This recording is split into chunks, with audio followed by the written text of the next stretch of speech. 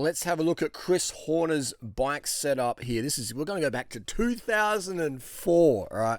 Now, a lot of my audience does remember riding the bikes in 2004, and they were fantastic bikes, and they still are today.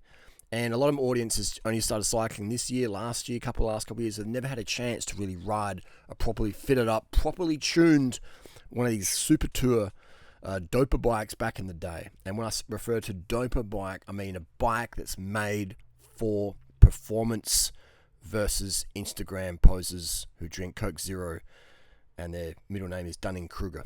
If you know, you know. But end of the day, anyone on the bike is better than no bike, okay? So I'm just saying. But these bikes are really, really nice. This is a Chris Horner's Le Monde, which was manufactured by Trek there in USA.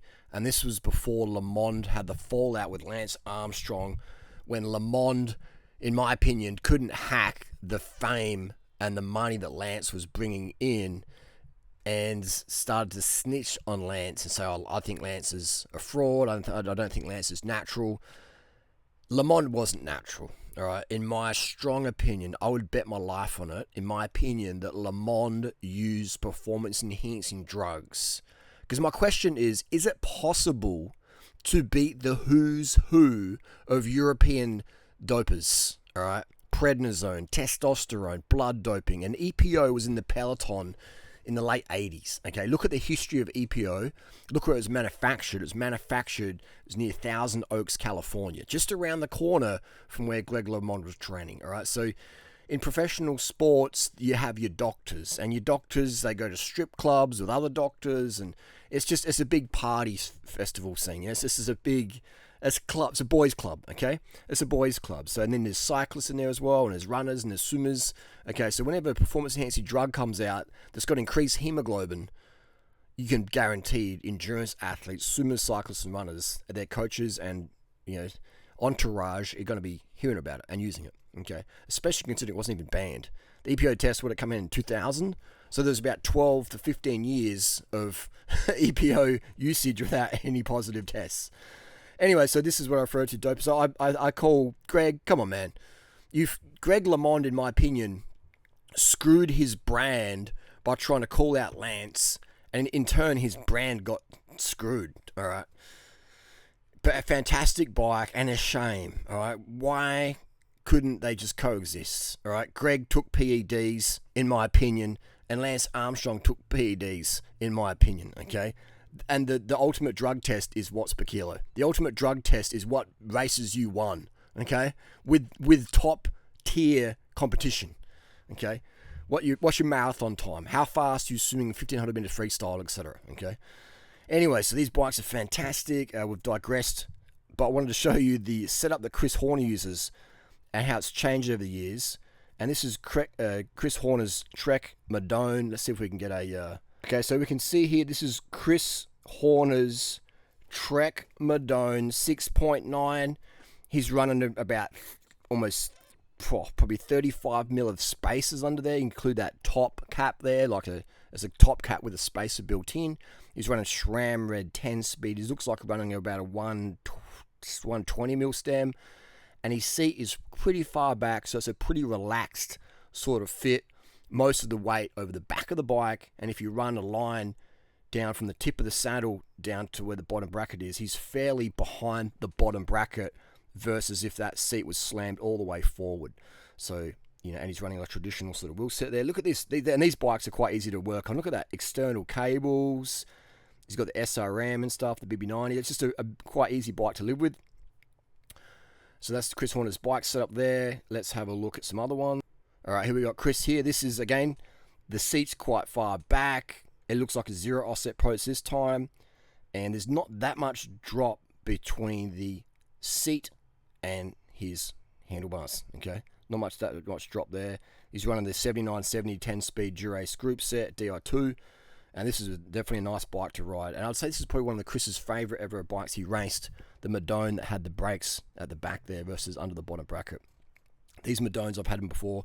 They are very, very nice bikes to ride. I actually sold one last year. Frame set. It was a bit too big for me. Unfortunately, I wasn't able to keep it. So fantastic bikes there. So Chris Horner's set up, nothing too extreme there. A lot of weight on the saddle versus over the bars. And we'll see another setup here of Chris Horner's bike setup. This is the sort of guy Chris is, you know, like bends the rules to help someone out. I think that's why we enjoy Chris' commentary today, because he just doesn't really seem to live by the standard narrative, does he? He's riding rim brakes, and he's just giving some great advice there.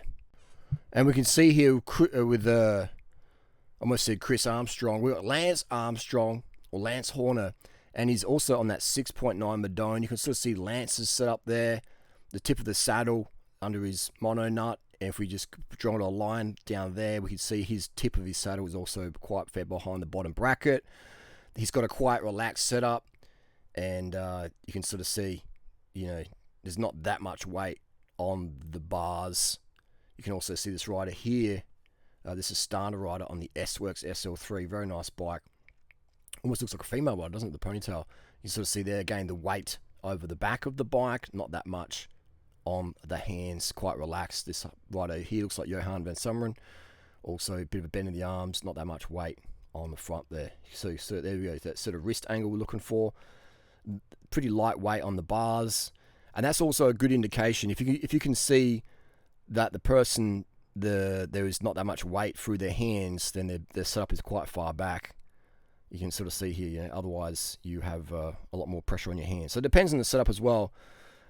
Some riders have a very slammed forward position. Again, it depends on the upper body. If you've got a lighter body, you're going to have a bit more weight back. A bit more weight forward. But if you've got a heavier upper body, you'll have a bit more weight back to delay the fatigue in your upper body muscles in terms of restricting your breathing. Many people say that you want to have enough weight on your hands, that there's not that much just steering the bike. I know Steve Hogg says that, and Steve Hogg's protege Neil Stanbury also say that, but it depends on your setup. I find personally, for me, having more weight on the hands is better, you know, for a more climbing aggressive bike. But if I'm on a commuter bike or a long touring bike or ultra endurance bike, I definitely find, having weight off the bars and putting the seat back and putting the seat lower definitely feels better for under 100. Well, here you go. Under 200 watts, seat lower, seat further back. Over 200 watts, seat a little bit higher and a bit more forward. You know, that's the deal there. And the reason why seat lower is you're just going to have, you know, more neck extension, and you're going to have less pressure on the saddle. Okay. Anyway, that's just a little discussion there to create some discussion.